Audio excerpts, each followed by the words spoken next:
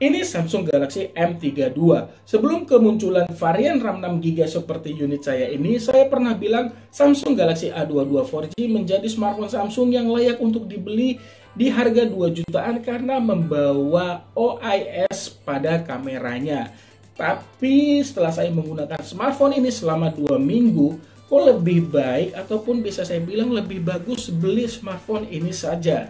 Halo semua, selamat datang di channelku bersama dengan saya AMG. Sebelum saya lanjut ke pembahasan, tiada henti-hentinya saya butuh dukungan dari kamu semua. Khususnya nih buat kamu yang belum subscribe, ayo dong subscribe channel ini, lalu aktifkan juga ya bel notifikasinya. Dan buat semua kamu yang menonton, jangan lupa untuk menekan tombol like, follow juga Instagram saya, linknya ada di kolom deskripsi. Kehadiran Samsung Galaxy M32 varian RAM 6GB seharga Rp2.999.000 menjadikan smartphone Samsung termurah yang membawa NFC. Selain itu, smartphone ini juga menjadi smartphone Samsung termurah dengan pengisian daya cepat sebesar 25 watt. Teknologi yang biasanya ada pada smartphone Samsung di harga 5 juta ke atas. Tapi untuk merasakan pengisian daya baterai secepat itu ya harus membeli charger pendukungnya. Alasannya dalam paket penjualan smartphone ini hanya dibekali charger dengan output maksimalnya itu 15 watt. Kalau menurut saya sih itu bukan hal yang salah. Mungkin tujuan Samsung itu agar bisa menghadirkan smartphone dengan harga yang lebih murah.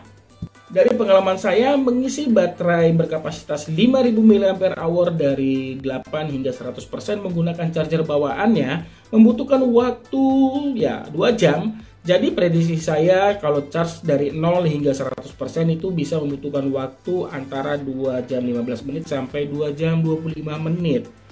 Nah, tapi kalau mengisi baterai menggunakan charger 25 watt memberikan waktunya itu lebih cepat, kisaran 30 menitan.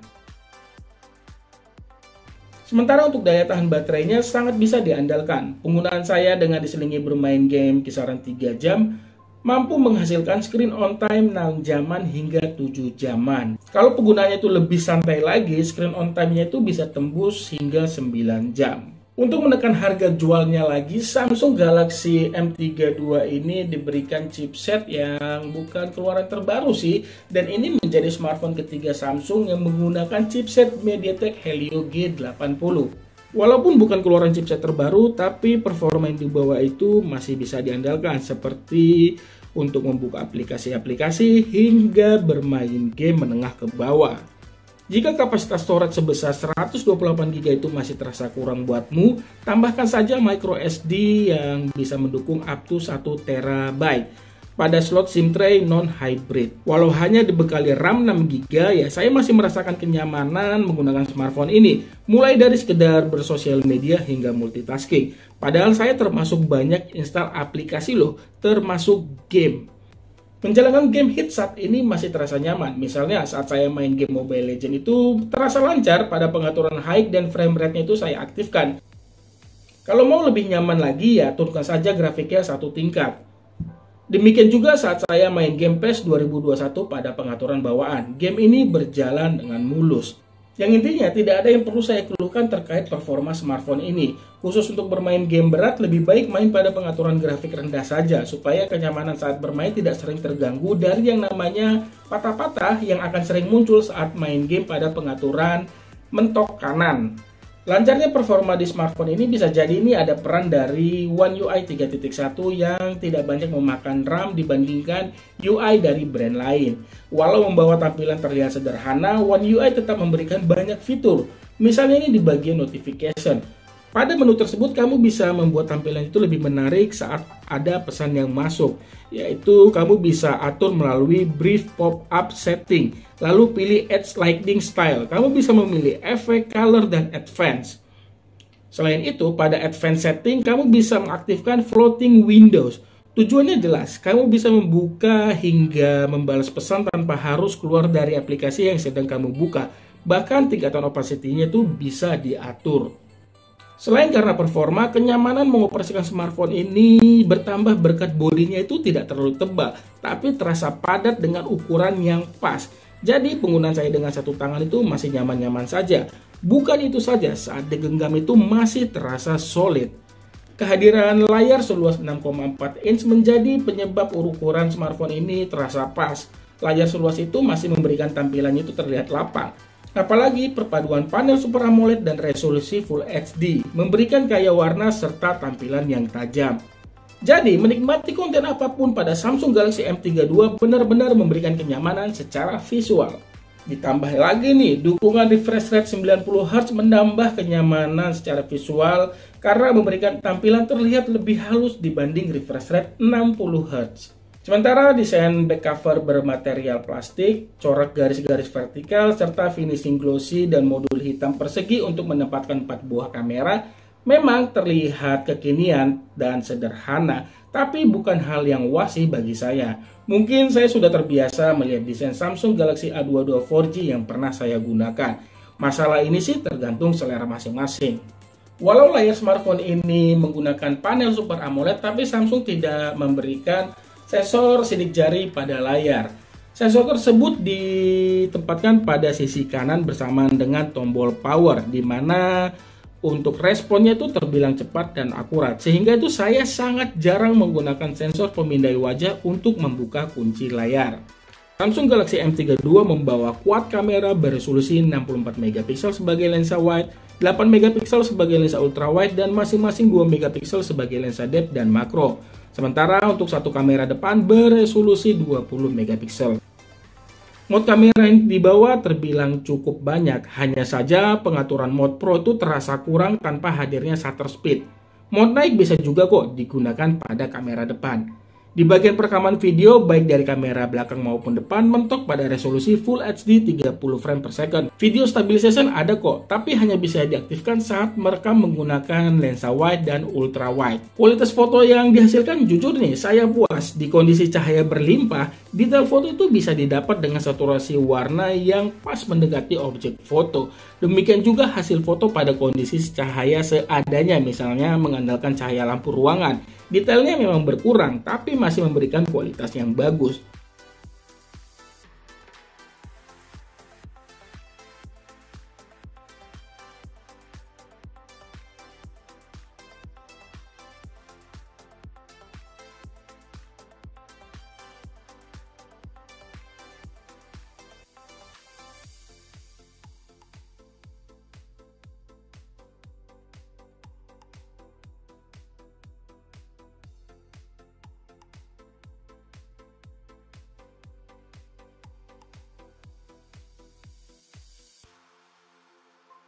Bila ingin selfie menggunakan kamera depan, ya lebih baik gunakan saja resolusi 20 MP agar memberikan fotonya itu terlihat lebih tajam dan tangkapan gambarnya itu lebih luas.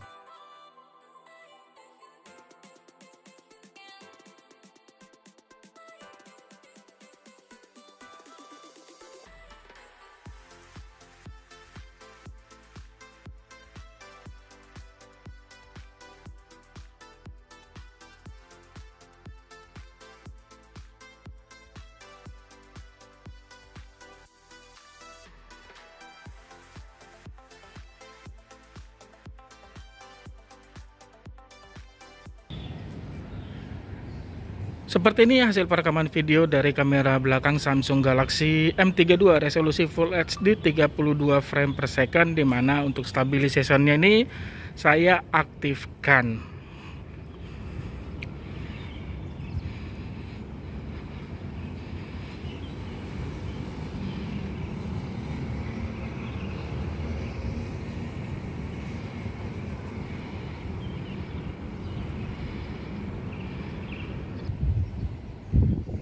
Ini masih perekaman video dari kamera belakang tapi menggunakan lensa ultra wide resolusi 30 frame per second, dan stabilisasinya juga masih saya aktifkan.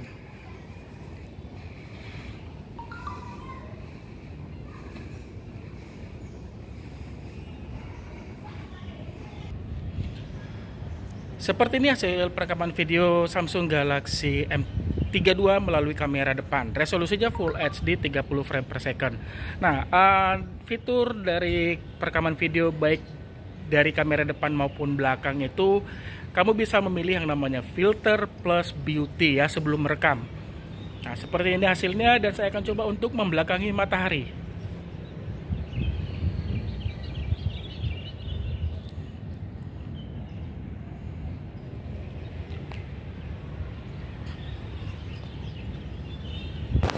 Sekarang saya pindah ke bagian audio. Walau hanya mengandalkan satu buah speaker pada sisi bawah, saya masih suka mengenai kualitas suara yang keluar karena mampu memberikan audionya itu terbilang terdengar jernih untuk smartphone di kelasnya. Walau powernya itu ya buat saya sih sedikit kurang kencang.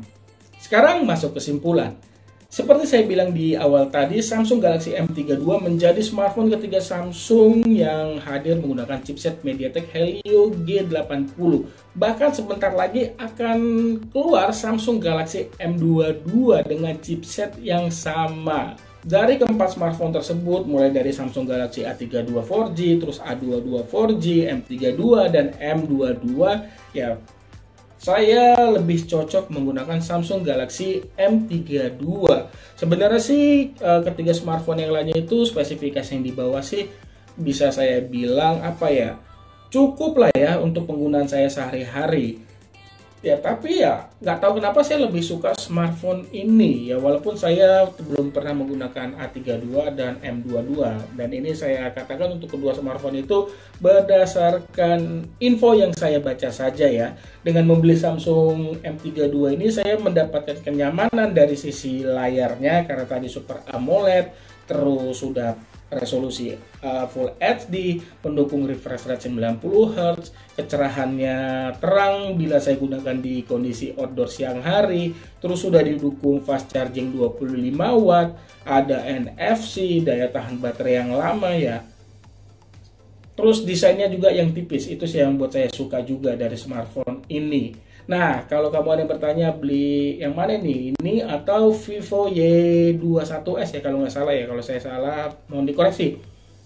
Saya sebenarnya mau beli smartphone itu, tapi setelah saya baca, terus tiba-tiba saya nemu info ini, saya akhirnya membeli smartphone ini. Walaupun Vivo Y21s itu harganya itu lebih murah 200.000. Ya, saya tetap membeli smartphone ini dengan mengeluarkan uang lebih 200.000, saya mendapatkan kenyamanan lebih lagi ya saat menggunakan smartphone ini. Seperti ya ini perbandingan berdasarkan saya baca ya, sekali lagi layarnya lebih bagus ini, terus RAM-nya lebih besar ini, internal storage-nya lebih besar ini, terus ini sudah didukung NFC, pengisian daya baterainya lebih besar ini ya. Banyak unggulnya lah smartphone ini dibandingkan Vivo Y21s. Itu berdasarkan apa yang saya baca, sumbernya sudah pasti GSM Arena. Terima kasih banyak sudah menonton dan mohon maaf nih bila ada kekurangan di video ini. Like jika suka video ini, punya kritik saran jangan ragu untuk menulisnya di kolom komentar di bawah. Sampai ketemu di video saya selanjutnya. Akhir kata saya pamit.